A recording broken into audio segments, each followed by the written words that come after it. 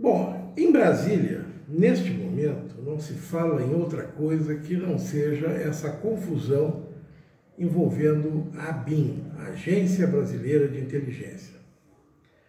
A Polícia Federal seria um pouco o FBI brasileiro e a ABIN seria um pouco a CIA brasileira, claro, com diferenças, mas para quem gosta de filme, talvez seja a melhor maneira de tentar identificar essa questão. Mas a ABIN trabalha basicamente com informação. E o que está acontecendo? Houve intervenção no Rio de Janeiro, e no fim daquela intervenção no Rio de Janeiro, que tinha, isso ainda no governo Temer, que tinha um volume de recursos considerável para aplicar naquele processo de intervenção, no mês de dezembro sobrou um dinheiro que não foi gasto na intervenção, cujos projetos não foram executados, e esse dinheiro que estava destinado para uso em segurança pública, por uma decisão da época, alguém resolveu que deveria comprar um equipamento moderníssimo de monitoramento de telefone celular. Foi comprado talvez o equipamento mais moderno que existia no mundo, e eu não sei quantas unidades foram compradas, mas isso é umas maletas, algum tipo de equipamento muito discreto, que permite fazer um monitoramento de celulares. Bom, o que acontece? Hoje, esse inquérito que está em curso, essas buscas, apreensões na casa de agentes, de ex-agentes, etc. e tal, seguem um rastro, e eu estou falando em tese, porque eu não vi o processo, felizmente não vi, mas segue um rastro que mais ou menos diz o seguinte nessa história. Alguém sem autorização judicial fez uma lista de mais de 3.000 pessoas que tiveram a sua vida bisbilhotada por esse equipamento espião, que em princípio não grampeia os telefones, mas ele monitora.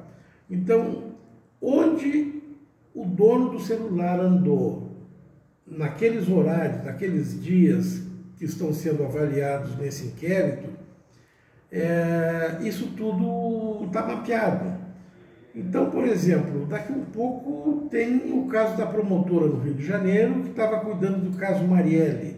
Para que saber onde a promotora estava no fim de semana, com quem ela jantou, com quem ela não jantou, enfim, cruzando informações a partir de torres. Então, realmente tem alguns casos muito mal explicados nessa situação.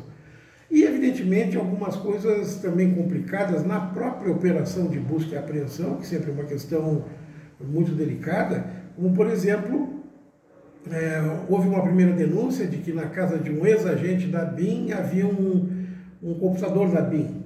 Só que esqueceram de verificar que a esposa do cara é concursada na ABIN, ela tem o computador, quer dizer, não era dele, era dela. Mas acontece que essas coisas acabam sendo divulgadas ou vazadas para a imprensa e acabam criando um clima de animosidade. Bom, agora o que o pessoal quer saber é o seguinte: quem foram os jornalistas que foram seguidos?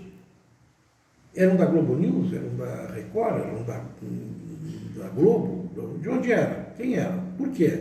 Tinha alguém sendo investigado em algum inquérito ou era só bisbilhotice? Ministros e ex-ministros foram bisbilhotados?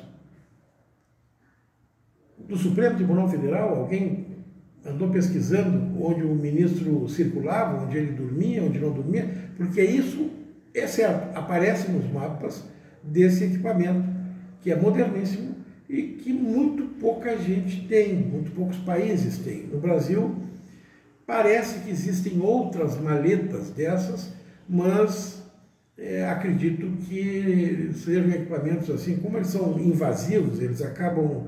Uma coisa é fazer uma pesquisa a respeito da circulação de alguém que é ligado ao crime organizado, tem todo um processo judicial, tem toda uma autorização e, claro, evidentemente, isso funcionaria para ele como uma tornozeleira eletrônica, porque onde ele leva o celular, pelas antenas eles conseguem rastrear.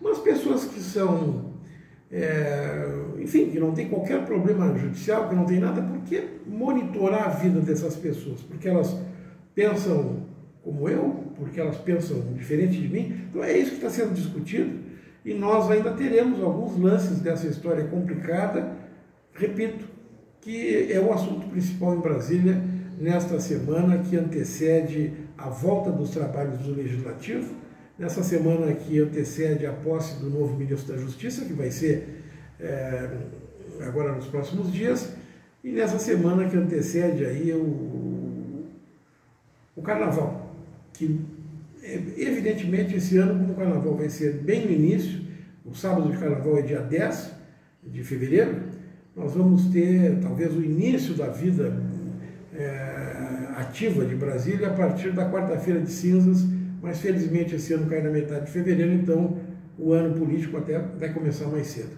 Eu volto a semana que vem. Obrigado.